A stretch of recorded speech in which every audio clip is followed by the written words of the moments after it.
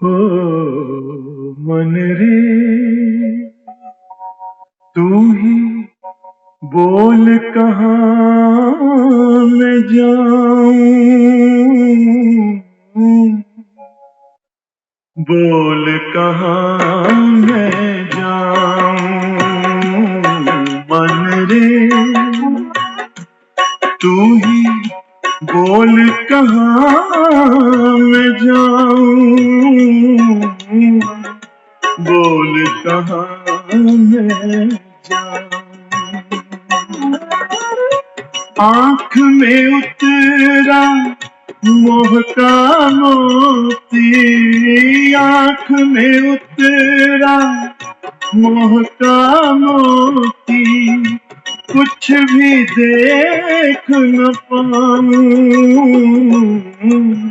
बोल कहाँ मैं जाऊं। मन रे तू ही बोल कहाँ मैं जाऊं, बोल कहाँ मैं जाऊं।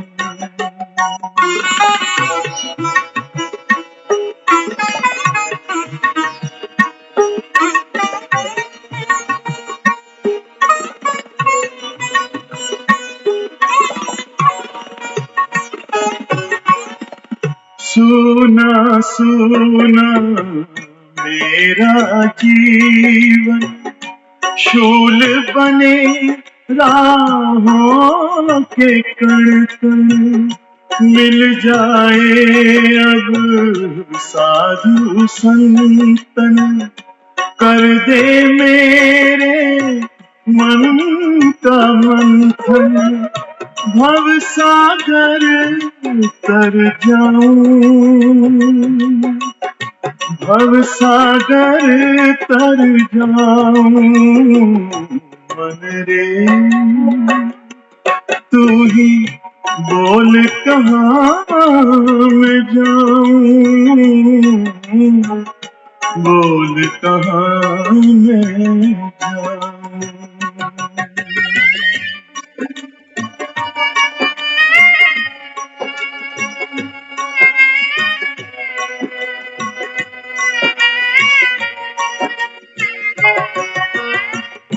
बहुत कहा गुरु ज्ञानी हमते, पर न मानी मूर्ख पगले, अब आए जब पल चलने के, चरण छुए तब हर एक जन के, कैसे किसे रिझाऊं, कैसे किसे रिझाऊं। मन रे तू ही बोल कहाँ मैं जाऊं, बोल कहाँ मैं जाऊं।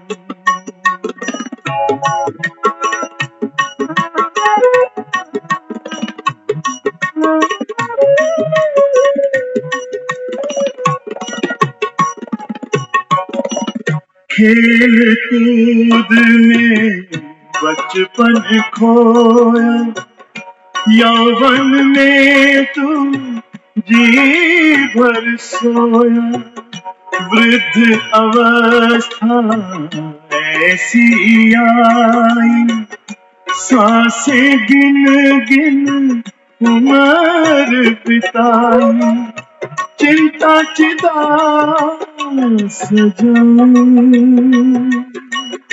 चिंता चिता सजाऊं। मन रे तू ही बोल कहाँ जाऊं, बोल कहाँ मैं जाऊं। आँख में उतरा मोह का मोती, आँख में उतरा मोह का मोती, कुछ भी देख न पाऊं, बोल कहाँ मैं जाऊं। मन रे तू ही बोल कहाँ मैं जाऊं, बोल कहाँ मैं जाऊं।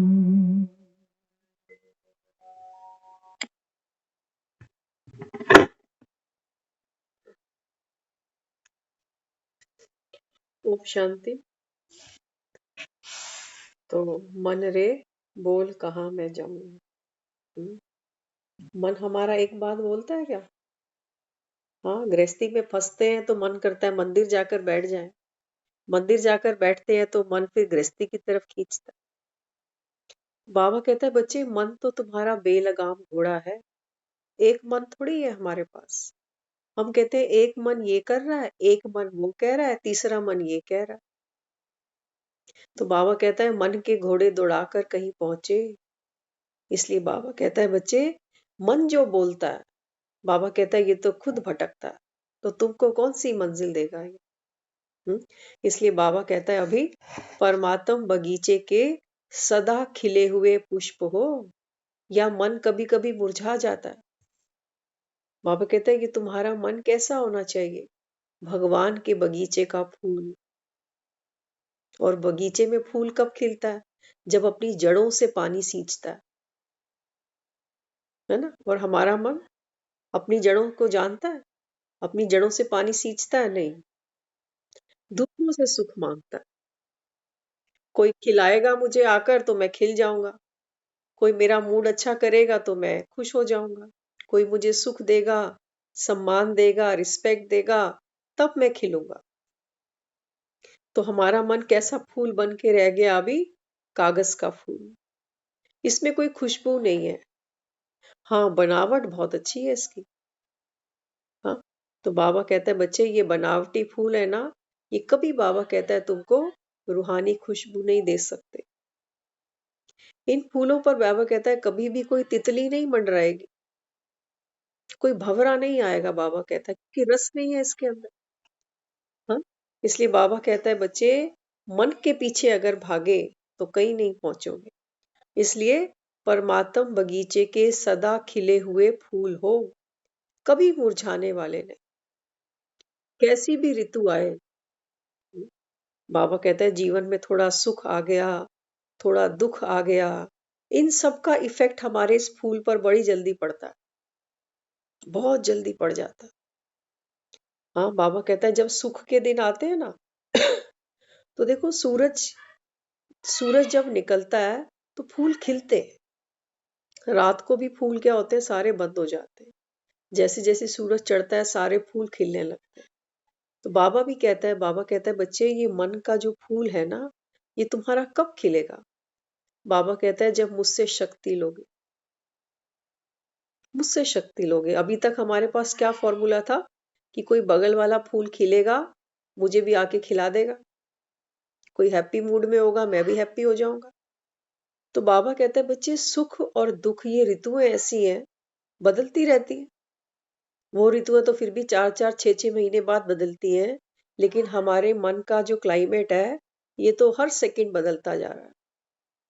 कभी मूड ऊपर है, कभी डाउन है, कभी थोड़े दुखी, कभी थोड़े सुखी। तभी तो लोग कहते हैं बीपी चेक करते रहो। हम्म, तो बाबा यहाँ क्या समझाता है? बाबा कहता है बच्चे, कभी मुरझाने वाले फूल नहीं बनना। थोड़ा सा दुख आया, थोड़ी सी तेज हवाएं चल गई, तो दुखी नहीं होना। एक बार हमने एक आर्टिकल में पढ़ा, बहुत से फूल खिले थे पार्क में, और कहीं दूर एक गुलाब का फूल था। तो वो फूल आपस में बात करने लगे गुलाब के फूल के बारे में कि बताओ, ऐसी खूबसूरती का क्या फायदा? जरा सी हवा आती है और ये तितर बितर होके एकदम गिर जाता है। गुलाब का फूल होता है ना, कितना सॉफ्ट होता है वो। आप उसको तोड़ो, देखो उसकी पंखुड़ियां अपने आप टूटने लगती है। तो उनमें से एक फूल, जो और ग्रुप का फूल था, उसने ये संकल्प किया, बोला कि कुछ भी हो जाए, मुझे कितनी भी मेहनत करनी पड़े, लेकिन मैं जानना चाहता हूँ कि गुलाब आखिर गुलाब क्यों है? मैं भी इसकी तरह खिलना चाहता हूँ। तो जाकर गुलाब के पास खड़ा हो गया। उसने बोला, आप मुझे बताओ, आप गुलाब कैसे हो? तो गुलाब ने बोला, मैं गुलाब कैसे हूँ देखो, कांटों के बीच खिला हुआ हूँ। तो अगर आप इतनी तपस्या कर सको तब आप गुलाब बनोगे। तो फूल ने कहा, ठीक है, मैं करूंगा। तपस्या करी उसने। मौसम आए, ऋतुएं आई, धीरे धीरे ऋतु आई, तो वो कली खिली। और उस फूल ने उसको पहले ही बता दिया, देख खिलते ही हो सकता है, क्योंकि गुलाब को तो कोई देखते ही तोड़ लेता है। आप कभी भी देखना, जब हम किसी गार्डन में जाते हैं ना, तो ऑर्डिनरी फूल को जल्दी कोई नहीं तोड़ता, लेकिन गुलाब दिखता है तो लोग तोड़ने लगते हैं। हमारे तो यहाँ जो पार्क है आस्था कुंज में, वहां पर बहुत कलर्स हैं गुलाब के। तो वहां पर तो उन्होंने बाउंड्री लगाकर ताला लगा रखा है कि गुलाब को कोई टच नहीं करे, बाकी जो मर्जी करते रहो। हाँ, तो दिखाया वो गुलाब उसको कहता है जब मैं खिलने भी लगता हूँ ना, तो लोग मेरे को एकदम तोड़ने की कोशिश करते हैं। ऐसा मेरा कठिनाइयों से भरा जीवन है।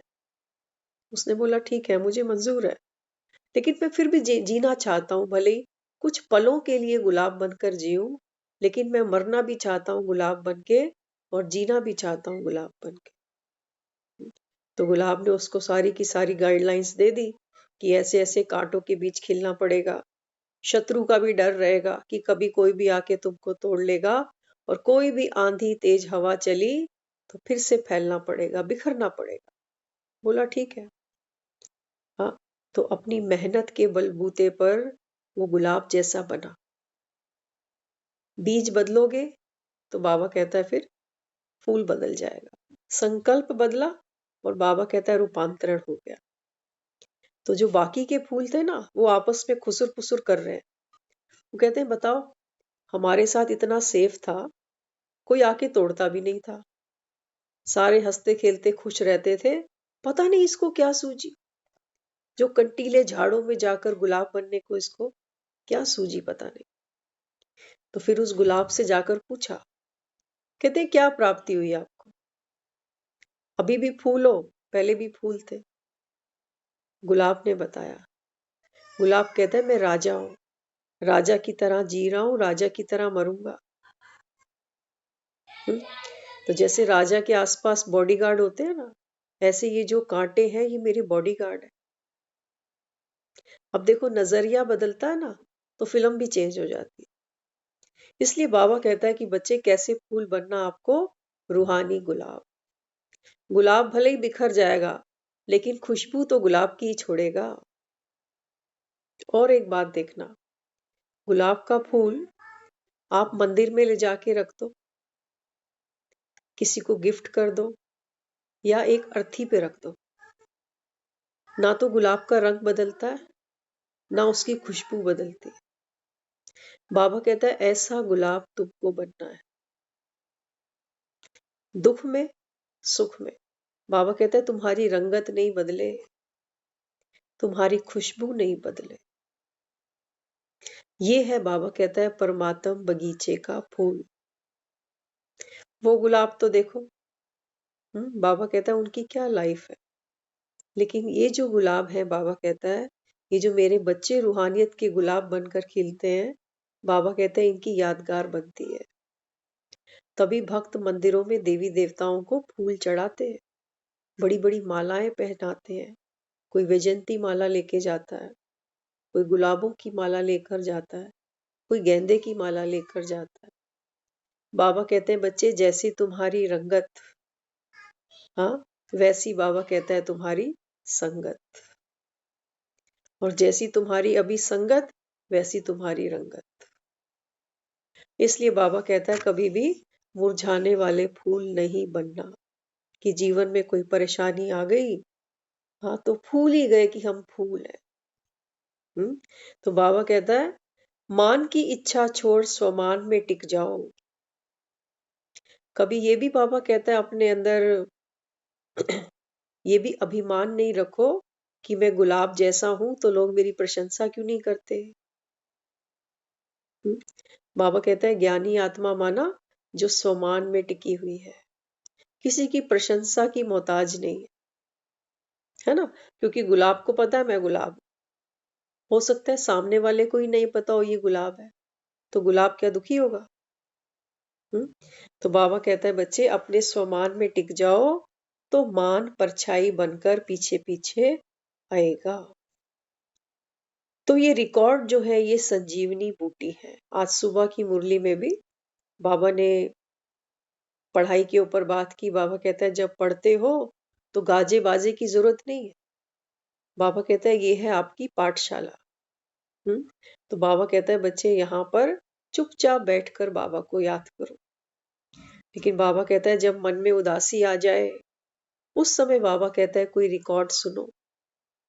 होता है ना, कई बार हमारा मूड खराब होता है तो हम क्या करते हैं, हमारे पास बड़े ऑप्शन होते हैं, हम भी कोई सैड सॉन्ग चलाकर बैठ जाते हैं। वो सॉन्ग सुनते ही किसी को पता चल जाता है क्या हुआ, आज मूड उदास है आपका। बाबा कहता है बच्चे यहाँ पर कौन से गीत चलाओ जब ज्ञान में आते हो। बाबा कहता है कभी मन उदास हुआ, दुखी हुए, मूंझ गए, उस समय बाबा कहता है ज्ञान के गीत सुनो ताकि मन रिफ्रेश हो जाए। बाबा कहते हैं ये गीत तुम्हारे लिए जैसे संजीवनी बूटी है। एक एक संकल्प जो आत्मा करती है, सोचती है, बाबा कहता है ये तुमको सुख और दुख दोनों, बाबा कहता है आपके अपने हाथ में। तो क्या गीत चलाएंगे, किसकी बात सुनेंगे, मन तो रोएगा। मन हमेशा अभाव में जिया है और मरते दम तक ये हमको अभाव में ही जीने की आदत देता है। इसलिए गीत सुना ना अभी, बोल मन रे तू ही बोल। हाँ, तो बाबा कहता है कि बच्चे मन तो क्या बोलेगा, मन तो बाबा कहता है खुद ही भटका हुआ है अभी। हम्म तो ये जो कर्मेंद्रियां हैं ये हमारे मन के द्वारा हमको भटकाती है। हम्म इसलिए बाबा कहता है याद में रहने की प्रैक्टिस करो तो सदा हर्षित मुख खिले हुए रहेंगे। धूप निकलती है, फूलों को मेहनत ही नहीं करनी पड़ती, अपने आप खिल जाते हैं। ऐसे ही बाबा कहते हैं तुम याद की धूप जलाओ, और बाबा कहता है देखो तुम्हारे चेहरे कैसे खिले हुए रहेंगे। गॉडली स्टूडेंट लाइफ हंसते खेलते ज्ञान का डांस करते बितानी है। दुनिया में भी लोग कहते हैं ना student life is the golden life. तो बाबा कहता है बच्चे अब ये तुम्हारे बचपन के दिन है, भले ही 55 में बैठे हो, लेकिन बाबा क्या कहता है, बाबा कहते हैं स्टूडेंट बने हो ना अभी, तो स्टूडेंट क्या करते हैं, पढ़ाई भी करते हैं। ऐसा कोई स्कूल नहीं देखोगे जहां प्लेग्राउंड नहीं होता। हम्म? बच्चों के खेलने के लिए हर स्कूल में प्लेग्राउंड बनाया जाता है। तो बाबा कहता है बच्चे अभी तो तुम क्लासरूम में बैठे हो ना, लेकिन बाबा कहता है ये जो सारा तुम 23 घंटे का पीरियड बिताते हो, बाबा कहते हैं ये है तुम्हारा प्लेग्राउंड। धंधाधोरी करो, परिवार देखो, बच्चे देखो। बाबा कहता है ये मैंने बनाया है तुम बच्चों के लिए प्लेग्राउंड। अब प्लेग्राउंड में क्या होगा, खेल कूद होगा, हारेंगे जीतेंगे, मेडल भी मिलेंगे, सब कुछ मिलेगा यहाँ। तो बाबा कहते हैं लेकिन मेरे बच्चे ये प्लेग्राउंड से घबराते हैं। होते हैं ना कई बच्चे कहते हैं हमको स्पोर्ट्स में नहीं जाना। बाबा कहते हैं बच्चे जब तक तुम प्लेग्राउंड में आओगे नहीं, तब तक बाबा कहता है माया को हराओगे कैसे। हम्म? इसलिए बाबा कहता है कि बच्चे स्टूडेंट लाइफ है तो बाबा कहता है हंसते खेलते ज्ञान का डांस करते हुए बितानी है। हम्म? तो सपूत बच्चों को गीत सुन उसका अर्थ अपने दिल में लाना पड़ता है। बाबा कहता है अब तुम ज्ञानी बन रहे हो ना, तो बाबा कहता है हर बात का मंथन किया करो। कोई गीत चल पड़ा, बाबा कहता है उस गीत का मंथन करो। तो बाबा कहता है तुम्हारी बुद्धि कभी व्यर्थ में फंसेगी ही नहीं, हमेशा बाबा कहता है समर्थ निकालेगी। इसलिए बाबा कहता है ज्ञान की डांस करना माना वैसी डांस नहीं हमको कि हम सोचे कि हमको बाबा नाचने के लिए कह रहा है। बाबा कहता है ज्ञान की डांस करो, माना हम पूरा लाइफ कोई भी एक्टिविटी करें, कोई भी कर्म करें, कोई भी संकल्प करें, बाबा कहता है ये ज्ञान के अकॉर्डिंग होनी चाहिए। इसको बाबा कहता है ज्ञान की डांस। बिना ज्ञान के बाबा कहता है कोई कर्म किया, बाबा कहता है ये तुम्हारा विकर्म बन जाएगा। तो हर कर्म अपने को आत्मा जान के करो, ये है हमारा ज्ञान का डांस। हाँ, तो याद नहीं किया तो आज हंसे कल फिर रोते रहेंगे। हम्म, बाबा कहते हैं बच्चे अगर मुझे तुमने याद नहीं किया तो बाबा कहता है फिर वही करोगे, कभी खुशी कभी गम। हम्म, तो बाबा कहता है अगर याद नहीं करे, आज हंसेंगे तो फिर कल रोते रहेंगे। मैदान में मरेंगे तो बच्चे स्वर्ग जाएंगे। मैदान में मरेंगे। कई बार होता है ना, हम देखते हैं लोगों को, वो कहते हैं बस जीवन से छुटकारा मिल जाए अब तो। बाबा कहता है किसी से पूछो कभी, भक्ति करते हो, क्या साधना करते हो, मुक्ति चाहते हो ना? तो बाबा कहता है वो तुमको कहेंगे हाँ हाँ मुक्ति चाहते हैं। लेकिन बाबा हमको क्या कहता है? बाबा कहता है उनको बोलो कि मुक्तिदाता तो केवल एक परमपिता परमात्मा है। तो उनको जानो, कैसे वो मुक्ति देते हैं, क्या राह बताते हैं वो सुनो। हम्म, तो बाबा यहाँ समझाता है कि बच्चे अगर मैदान में मरे, कौन से मैदान में? बाबा कहते हैं ये है तुम्हारी कर्म भूमि। बाबा कहते हैं यहाँ कभी थकना नहीं, कभी अकना नहीं अपने रोल से कि मेरा रोल कैसा है। दुखी सा ही होता जा रहा हूं बस। कई बार होते हैं ना, हम अपने रोल से दुखी होते हैं, कहते हैं देखो मेरा पूरा जीवन बीत गया, मैं बीमार ही रहता हूँ। या कई बार लोग कहते हैं सारा जीवन बीत गया, धन का अभाव कभी खत्म ही नहीं हुआ। तो बाबा हमें यहाँ क्या समझाता है? बाबा कहता है मैदान में मरो, लेकिन बाबा कहता है कभी भी मैदान में पीठ दिखाकर वापस नहीं आओ। तो श्री कृष्ण को भगत कई बार रण छोड़ भी कह देते हैं, है ना? बाबा कहता है वास्तव में तुमको रण कहाँ छोड़ना है। बाबा कहते हैं जब मैं तुम्हारी बड़ी हो जाए ना, अहंकार गरजाने लगे, उस समय बाबा कहता है रण को छोड़ देना चाहिए। हम्म, जब किसी के साथ हमारा कॉन्फ्लिक्ट आ जाए, जब कोई आत्मा हमारे साथ संस्कार टकराने लगे, उस समय बाबा कहता है रण को छोड़ दो, उसको बड़ा कर दो। एक शब्द आता है बड़ा प्यारा, हम कहते हैं हारमनी। हारमनी माना हार मानी। उसके सामने हार मानना, बाबा कहता है ये तुम्हारी जीत है। मान लो हार कि ठीक है आप सही हो, मुझसे गलती हो गई, आइंदा नहीं हो, है ना? तो बाबा यहाँ क्या कहता है? बाबा कहता है बच्चे मैदान में मरोगे। एक शहीद को भी हम क्या कहते हैं? हाँ, कोई ड्यूटी में अगर डेथ हो जाए किसी की ऑन ड्यूटी, तो कहते हैं देखो कंपनी वालों ने कितना मान दिया, पैसा दिया, ऑन ड्यूटी चले गए। तो बाबा भी हमें कहता है कि बच्चे मैदान में ही मरना। बाप को छोड़ के अगर गए, बाबा कहता है कुछ भी पल्ले नहीं पड़ेगा।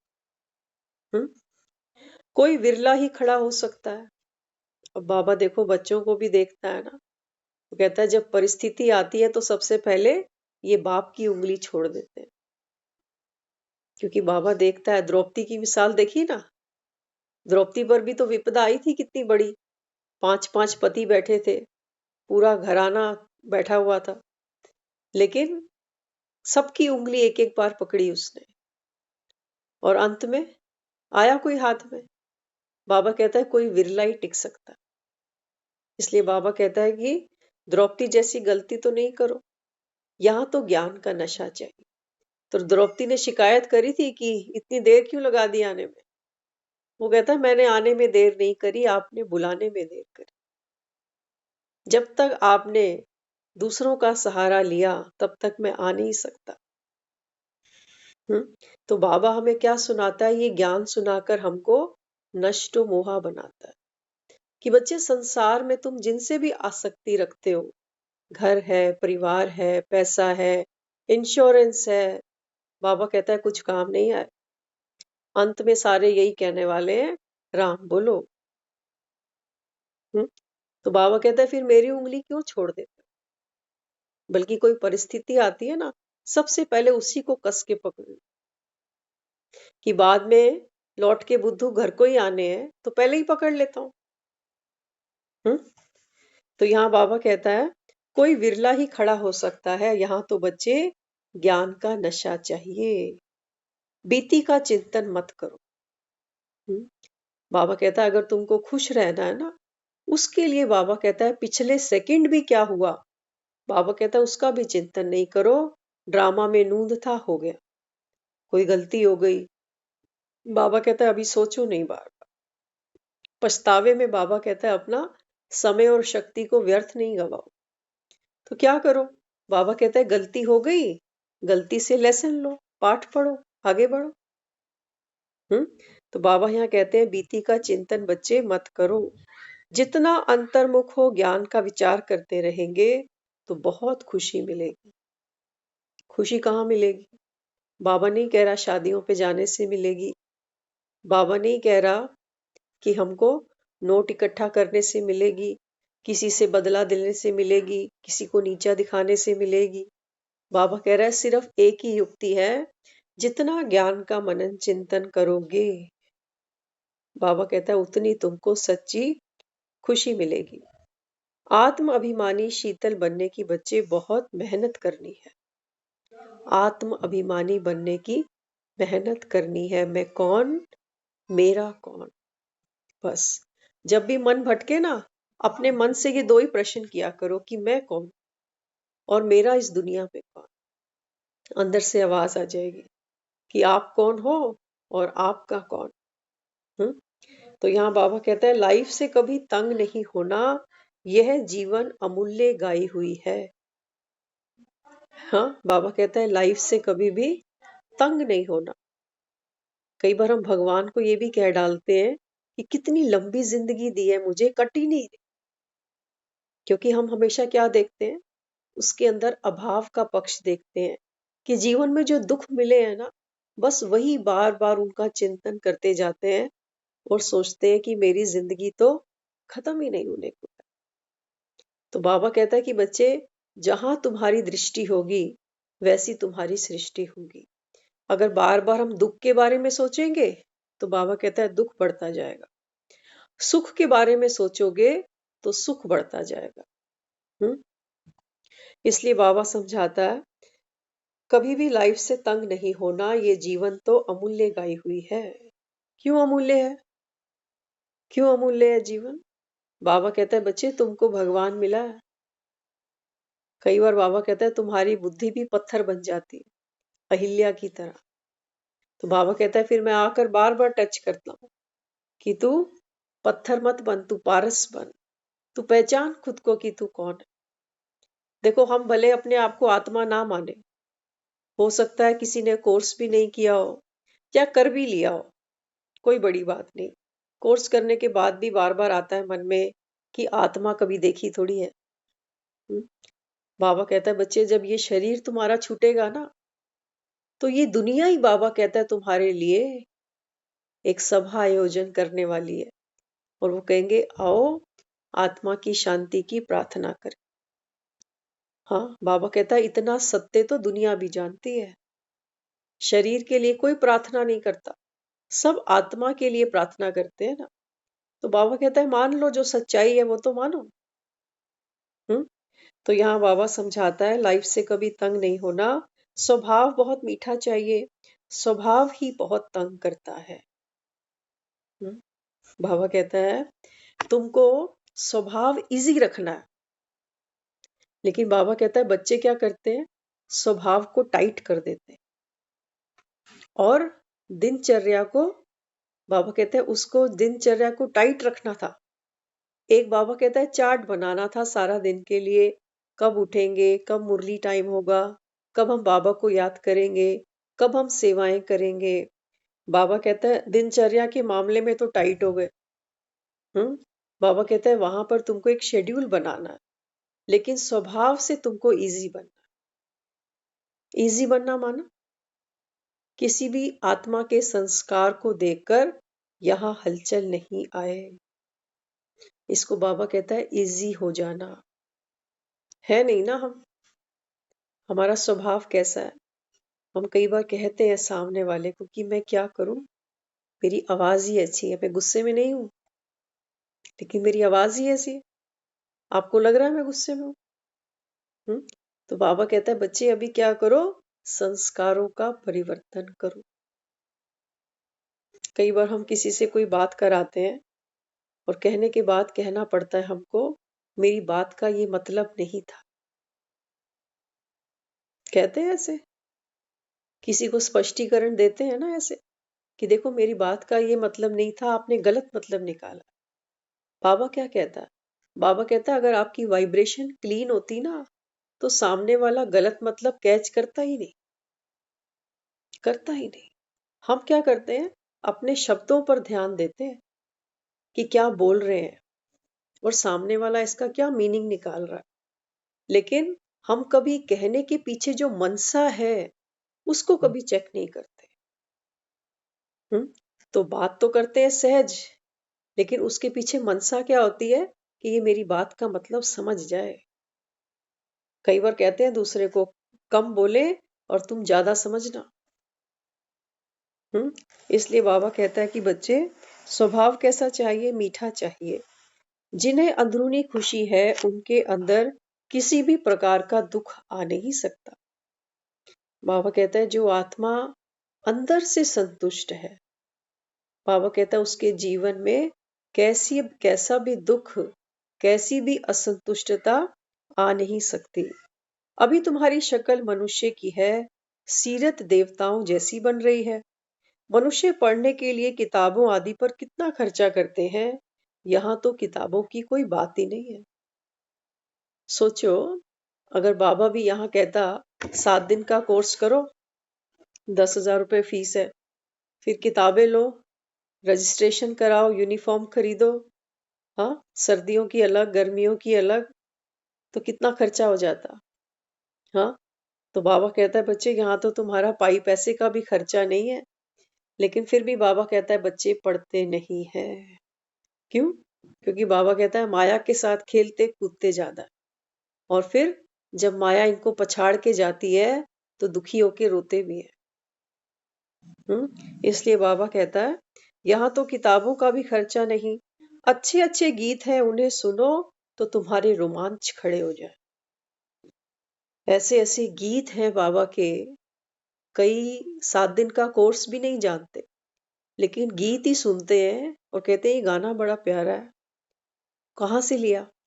तो उनको पता चलता है कि ये ऐसे ऐसे म्यूजिक बना हुआ है, तो फिर वो कोर्स करते हैं। इसलिए बाबा कहता है गीत कोई भी हो, देखो कोई भी गीत निकालोगे ना, तो उसकी बेस क्या है? वही 7 सुर। और पुराने जो गीत होते थे ना, उनकी तो मीनिंग भी इतने प्यारे प्यारे।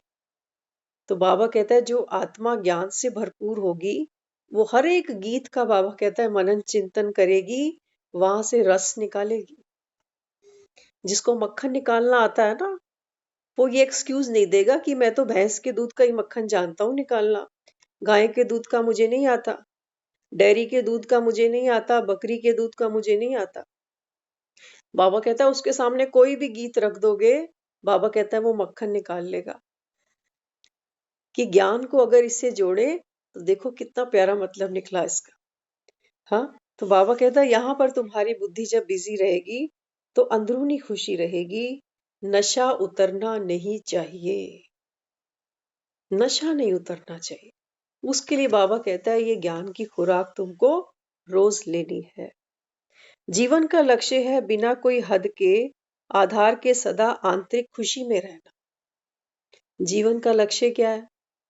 कई बार किसी बच्चे से पूछो, एक बार हमने सुना था, क्लास में एक मैडम ने बच्चों से पूछा कि बताओ आपके जीवन का लक्ष्य क्या है? एक सेकेंड।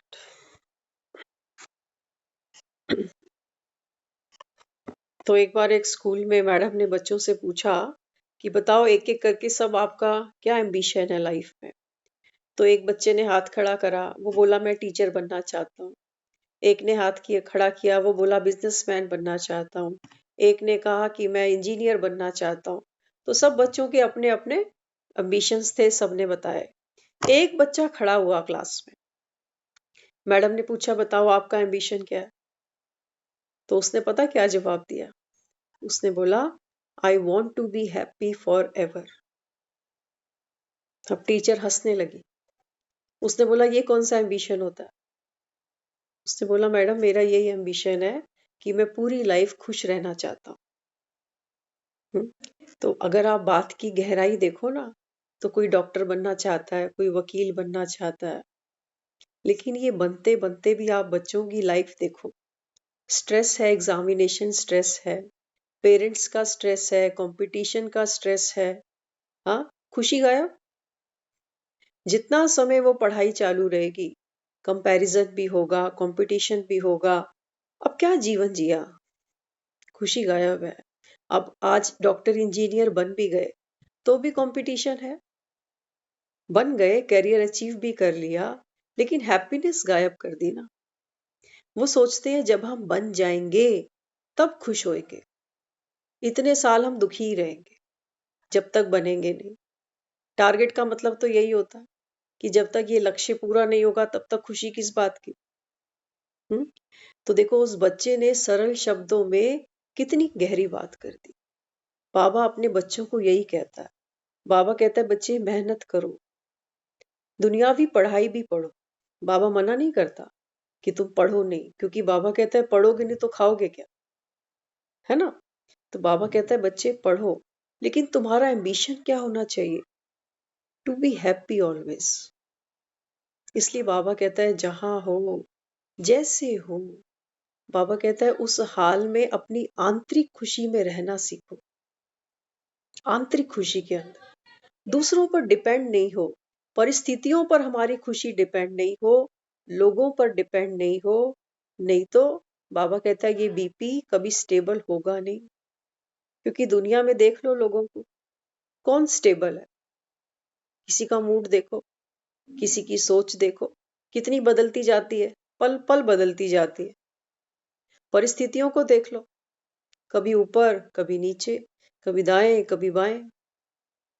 हम्म इसलिए बाबा कहता है अगर खुश रहना है तो बाबा कहता है एक पर फोकस करो, और वो ये कि मैं हर हाल में खुश हूं। तो बाबा कहता है ये तुम्हारी खुशी कोई छीन नहीं सकता। बन जाएंगे डॉक्टर, मेहनत करेंगे, खुश रह के करेंगे। इसलिए बाबा कहता है बच्चे खुश रहकर कोई भी काम करते हो ना, तो तुम राजा हो, नहीं तो गुलाम हो। फिर तो गुलाम हो, इच्छाओं के गुलाम हो, रिश्तों के गुलाम हो। क्योंकि बाबा कहता है गधे ही तो करते हैं, भारी ढोते हैं। आज हम क्या कर रहे हैं? जिम्मेवारियों का बोझ है मन पर, इच्छाओं का बोझ है, चिंताओं का बोझ है, तो बोझ तो गधा उठाता है। इसलिए बाबा कहता है बच्चे राजा बनो। राजा बन के क्या करो? बाबा कहता है अपनी खुशी के मालिक बनो। कि जो कर रहा हूं, जो जिम्मेवारी भगवान ने मुझे दी है घर के प्रति, लोगों के प्रति, ये मेरी खुशी है, ये मेरा हुनर है। इसको अपना हुनर बन के और निखारो, लेकिन दबो नहीं। दबो नहीं, बाबा कहता है उन चिंताओं में, जिम्मेवारियों के नीचे दब नहीं जाओ। तो बाबा कहता है फिर तो तुम गुलाम ही बन गए। इसलिए जीवन का लक्ष्य है बिना कोई हद के, आधार के सदा आंतरिक खुशी में रहना। इतने वर्ष पढ़े हो, किसको पढ़ा नहीं सकते, तो बाकी पढ़े क्या हो। देखो अभी तो हमें बहुत लंबा समय नहीं हुआ, लेकिन बाबा कहता है बच्चे बात तो छोटी सी है। एक छोटा सा बच्चा होता है ना, 4-5 साल में उसको भी समझ आ जाती है कि मैं कौन हूं, मेरा नाम क्या है, मम्मी पापा का नाम क्या है, मेरा घर कहाँ पर है। इतनी बात तो छोटे बच्चों को भी समझ में आ जाती है। बाबा कहते हैं बच्चे तुमको अभी तक इतनी सी बात समझ में नहीं आई कि मैं आत्मा हूँ, मुझ आत्मा का पिता वो मेरा निराकार परमात्मा है, और हमारा घर वो परम धाम। बाबा कहता है इतनी सी बात किसी को समझा नहीं सकते हो, इसका मतलब पढ़े नहीं हूं। पढ़े नहीं। हम्म? छोटे बच्चे जाते हैं ना स्कूलों में, देखना उनके आई कार्ड बनते हैं, उनकी छोटी छोटी फोटो लगाते हैं आई कार्ड। अब बाबा कहता है आत्मा की फोटो तो निकलती नहीं ना। बाबा कहता है अपना आई कार्ड। आई कार्ड माना अपना स्वमान, मैं कौन हूं। बाबा कहता है आई कार्ड बच्चे गले से लगा के रखते हैं, और तुमको बाबा कहता है स्मृति में लगाना है अपना आई कार्ड। क्योंकि यही तुमको स्मृति बार बार भूल जाती है और सारा खेल बिगाड़ के आ जाती फिर तुम्हारे अंदर सदैव खुशी की ताली बजती रहनी चाहिए। ब्रह्मचर्य योग धारणा की ही वास्तविक पुरुषार्थ है। अमरपुरी में राज्य करना उसको ही अमर पद कहा जाता है। तुम कभी नहीं मरेंगे, यह बुद्धि में खुशी रहनी चाहिए। देखो क्या कह रहा है बाबा। बाबा कहता है बच्चे तुम कभी नहीं मरोगे। इसका मतलब ये नहीं है कि हम ये शरीर नहीं छोड़े। बाबा कहता है तुमको क्या मिला है अभी। बाबा कहता है तुमको आत्म ज्ञान मिला है, तुमको ब्रह्म ज्ञान मिला है, तुमको परमात्म ज्ञान मिला है। ब्रह्म ज्ञान माना घर का पता, परमात्म ज्ञान माना पिता का पता, आत्म ज्ञान माना मेरी खुद की आईडी। तो बाबा कहता है ये संसार में सबको नहीं मिलता। क्योंकि बाबा कहता है संसार में जो जितने भी ऋषि मुनि तपस्वी हुए, बाबा कहता है वो बाप को नहीं पहचाने, उनका पाठ नहीं है। पाठ किनका है? बाबा कहता है पाठ उन्हीं आत्माओं का है जिन्होंने पूरे 84 जन्म लिए हैं। वही बाबा कहता है आत्माएं ये ज्ञान सुनेंगी। सारी पार्वतियां नहीं बनेंगी। दुल्हन एक होती है, बाराती बहुत सारे होते हैं। हाँ, और पांडव देखो थोड़े से थे, कौरव कितने थे। तो बाबा कहता है कि बच्चे तुम कभी नहीं मरोगे, माना आत्मा है ये तो अमर है। बाबा कहता है ये अभी पढ़ रही है, इन ऑर्गन्स के द्वारा पढ़ रही है। और बाबा कहता है फिर यही आत्मा क्या करेगी, जाकर बाबा कहता है डिवाइन सोल तो बन रही है अभी, लेकिन सतयुग में बाबा कहता है जाकर देवता पद संभालेगी। देवता पद कब संभालेगी? बाबा कहता है अब जब दूसरों को देना शुरू करेगी। अगर हम किसी को कुछ दे नहीं रहे ना अभी, तो बाबा कहता है फिर बहुत दूर हो लक्ष्य से। हमारा लक्ष्य क्या है? दूसरों को दुआएं देना, दूसरों को बाप का परिचय देना। बाबा कहता है देते हो या कहते हो बाबा कोई लेता ही नहीं। प्रसाद देते हैं पकड़ पकड़ के एक एक को। तो बाबा कहता है ये क्या है? बाबा कहता है ये अमृत है। आपने चखा होगा तो बाबा कहता है दूसरा कोई मना नहीं कर सकता, क्योंकि जिसने अमृत चखा होगा, बाबा कहता है वो आत्मा दुख से न्यारी होगी, वो आत्मा भय से न्यारी होगी, वो आत्मा मोह से न्यारी होगी, लोभ से न्यारी होगी, मृत्यु से भी न्यारी हो जाएगी। अब हमने चखा है अमृत? अभी नहीं चखा। ज्ञान अभी तक कहां तक है? कानों तक। अभी हृदय को टच नहीं किया इसने। जिस दिन ये ज्ञान हमारी दिल की गहराइयों में उतर जाएगा ना, तो हमको ये बाबा को कहना नहीं पड़ेगा कि याद ही नहीं रहता। समझ तो गए हैं, लेकिन किसी को समझाना ही नहीं आता। तो बाबा कहता है बच्चे बाप को याद करते हैं, उनके चेहरे से ही मालूम पड़ जाता है। सदा नशा रहे हमें सदा, खुदा ने खिदमत दी है। क्या याद रहे? बाबा कहता है कोई भी कर्म करते हो ना, कोई भी कर्म करते हो, बाबा कहता है घर देखते हो, गृहस्थी देखते हो, बच्चे देखते हो, हर कर्म करते बाबा कहता है तुमको ये याद रहे कि ये राम की सेवा है। कितना समय मंदिर गुरुद्वारे जाएंगे? लोग तो सोचते हैं मंदिर गुरुद्वारों में ही सेवा होती है, घर में तो सजा है। घर में लोग झाड़ू नहीं लगाते, गुरुद्वारे जाके लगा आते हैं। घर में मेड चाहिए, होता है ना। हाँ, तो बाबा कहता है कि बच्चे अब ये घर है, इसको स्वर्ग बनाना है। तो स्वर्ग कैसे बनाएंगे? बाबा कहता है जितना आप पुरुषार्थ करेंगे, तो कर्मणा सेवा भी होगी, वाचा भी होगी, मनसा भी होगी।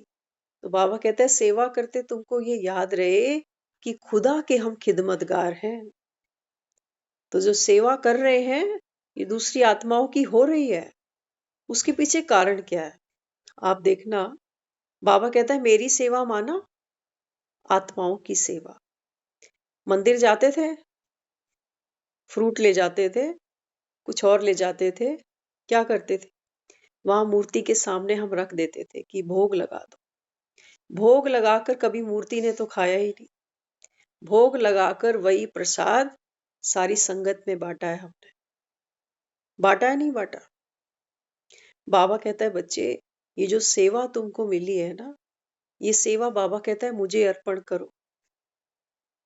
और उसको अर्पण करके बाबा कहता है फिर बांटनी तो इनमें है, वो तो निराकार है, उसकी क्या सेवा करोगे। इसलिए वो कहता है सेवा मेरी समझ के करना, लेकिन निमित्त ये आत्माएं बनेंगी। लंगर चलता है ना, लंगर कौन खा रहा है, आप और हम ही तो खाते हैं गुरुद्वारों में जाके। लेकिन क्या कहते हैं, गुरु प्रसाद। गुरु जी ने तो कभी खाया ही नहीं। ऐसे ही बाबा कहता है कि कोई भी सेवा है, बाबा कहता है ये है तो मेरे निमित्त, लेकिन बाबा कहता है मेरे बच्चों पे बांटनी पड़ेगी। इसलिए ये अहंकार कभी नहीं करना कि इसकी क्यों करूं। कभी हम गुरुद्वारों में करते हैं कि इतना गरीब आ गया, इसको भी लंगर खिलाना पड़ेगा। एक ही पंगत में बिठाते हैं, चाहे कोई वीआईपी हो, चाहे बेचारा कोई रेड़ी वाला, है ना। तो ये क्या है, सर्व आत्माओं के प्रति प्रेम भावना। वहां ना तो कोई मेरा है और ना वहां कोई पराया है। इसको बाबा कहता है सर्व के प्रति समान भाव। तो आप ये जो सारा दिन करते हो ना, घर का काम किया, कोई और सेवा करी, बाबा कहता है ये सोचो ये कौन है सब, ये उसी परमात्मा के बच्चे हैं सब, और मुझको निमित्त बनाया, ये मेरा सौभाग्य है। हम पहले क्या सोचते हैं, ये मेरा दुर्भाग्य है कि मैं कब तक करूं इनकी, ऐसे ही सोचते थे ना। क्योंकि मन क्या है, मन चाहता है सुख। सुख किससे चाहता है, दूसरों से, जो खुद दुखी है। बाबा कहता है बच्चे देगा कौन, देगा कौन। हर कोई तो एक दूसरे से हाथ फैला के खड़ा होगा, आप भी दो, तुम भी दो, तुम भी दो। याद दिलाते हैं ना हम दूसरों को, आप मुझसे रिश्ते में छोटे हो। याद दिलाते हैं ना, ऐसे कैसे बात करते हो, आप छोटे हो मुझसे 4 दिन। तो ये क्या किया, हमने मांगा उससे। अब बाबा कहता है बच्चे दुनिया में किसी के पास है नहीं, कोई तुमको दे भी रहा है तो उसके पीछे स्वार्थ है। गिव एंड टेक है ना, कि तुम दो तो हम भी दे देंगे, तुम नहीं दोगे तो हम कहां से देंगे। इसलिए बाबा कहता है अभी बाप से लो। भगवान हमको कितना बड़ा रिगार्ड देता है। वो कहता है बच्चे तू मास्टर गॉड है, तू मास्टर दाता है। जैसे एक फादर होता है ना, कोई अच्छा बिजनेसमैन होगा तो अपने बेटे को कहेगा मैं अभी आ रहा हूं, मेरे गले पे तू बैठ जा, कैश देख ले। तो बेटे को बैठने में संकोच थोड़ी होएगा, उसको पता है कि आने वाले समय में मुझे ही संभालना है। तो देखो भगवान क्या करता है, भगवान अपनी सीट पे बिठाने के लिए कितने बच्चों को तैयार करता है। वो कहता है मेरा रोल खत्म हो रहा है अभी, मैं जाने वाला हूं, और मेरे पीछे बाबा कहता है ये सृष्टि तुमको संभालनी पड़ेगी। तो देखो श्री कृष्ण तैयार कर दिया उसने, ठाकुर कहती है दुनिया उसको, आज भी याद करते हैं लोग उसको, आज भी मंदिरों में जाते हैं, आज भी गोवर्धन की परिक्रमा करते हैं। तो ये कौन है, ये वो बच्चा है जो परमात्मा का पहला बच्चा बनकर उसके कैश पे बैठा है। कैश पे बैठा है ना उसके, तभी तो दुनिया मांगती है उससे। हाँ, तो बाबा कहता है बच्चे ये सब पढ़ लिख कर बच्चे मैं तैयार कर रहा। तो हम कभी उसको राम भी कहते हैं, कभी कृष्ण कहते हैं, कभी हनुमान कहते हैं, हम ही कहते हैं ये सब भगवान के ही रूप है। बाबा कहता है बस यही गलत फहमी हो जाती है ना, तो भगवान एक है, पिता एक ही होता है, बच्चे उसके बहुत सारे हो सकते हैं ना। तो बाबा कहता है वैसे तो ये सारी दुनिया ही मेरे बच्चे हैं, लेकिन पढ़ लिख कर जो लायक बनते हैं, बाबा कहता है ये स्वर्ग में चले जाते हैं, ये अमर पद की प्राप्ति करते हैं। क्योंकि अमर कथा सुनकर आत्माएं अमर पद प्राप्ति के लिए पुरुषार्थ करती है। पुरुषार्थ क्या करती है, बाबा कहता है सुख स्वरूप हो, दूसरों को सुख बांटो, ये पुरुषार्थ करती है। सुख बांटा ना श्री कृष्ण ने, माखन खाया और कईयों को खिलाया। ये पुरुषार्थ भगवान अपने बच्चों से कराता है कि ये जो ज्ञान का मक्खन है ना, ये अकेले नहीं खाओ, दुनिया दुखी पड़ी है। बाबा कहता है खिलाओ, जितना खिलाओगे बाबा कहता है उतना ठाकुर बनते जाओगे। और कई आत्माएं ठोकर भी मारेंगी, बाबा कहता है जितनी तुमको ठोकरें लगेंगी उतने बड़े बाबा कहता है तुम ठाकुर बनोगे। जितना सहन करोगे उतने शहंशाह बनोगे। इसलिए बाबा कहता है कि बच्चे परमात्म याद की गोद में समाने वाले संगम युगी भाग्यवान आत्माएं हो। कभी कर्मेंद्रिय सुख के झूले में, कभी खुशी शांति ज्ञान आनंद और कभी परमात्म गोद के झूले में झूलते हो। यह गोद सेकंड में अनेक जन्मों के दुख दर्द भुला देती है। किसकी गोद? बाबा कहता है बच्चे भगवान की गोद। दुनिया तो देखो क्या कहती है उसको, कहते हैं हम तो आपके चरणों की धूल है। ऐसे ही महिमा करते हैं ना भगवान की, कि हम तो उसके चरणों की धूल भी नहीं है, धूल भी नहीं है। लेकिन यहाँ भगवान क्या कहता है? वो कहता है बच्चे आप परमात्म गोद की अधिकारी आत्माएं हो। लेकिन कौन सी? बाबा कहता है जो संगम पर ब्राह्मण बनते हैं। बाबा कहता है ये बच्चे जब बाप की गोद में आत्मा आती है, बाबा कहता है सब दुख भूल जाती है। और जिनको ये अनुभव हुआ है, बाबा कहता है वो तो बाप की गोद से कभी नहीं उतरेंगे। एक छोटा बच्चा होता है ना, उसको कोई रुला दे, कोई उसका चॉकलेट टॉफी छीन ले, कितना रोता है।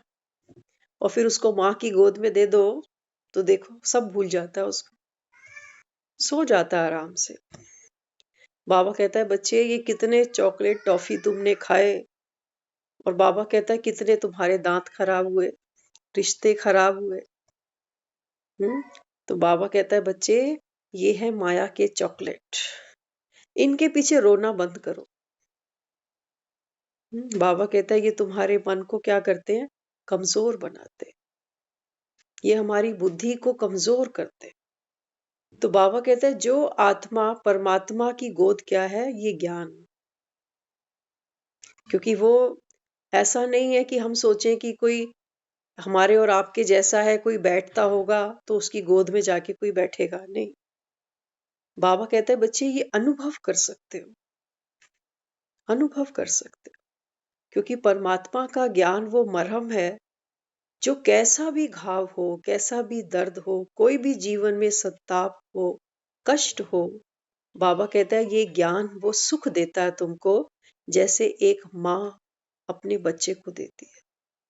लेकिन हाँ, उसकी गोद में हमको जाना आना चाहिए। कई बच्चे ऐसे होते हैं माँ की गोद में भी चले जाते हैं और फिर भी हाथ वहीं मारते रहते हैं चॉकलेट की तरफ। तो बाबा कहते हैं बच्चे परमात्म गोद में क्या है? खुशी है, संतुष्टता है। बाबा कहते हैं यहाँ है परम शांति, कि जो पाना था सो पा लिया। ओम शांति।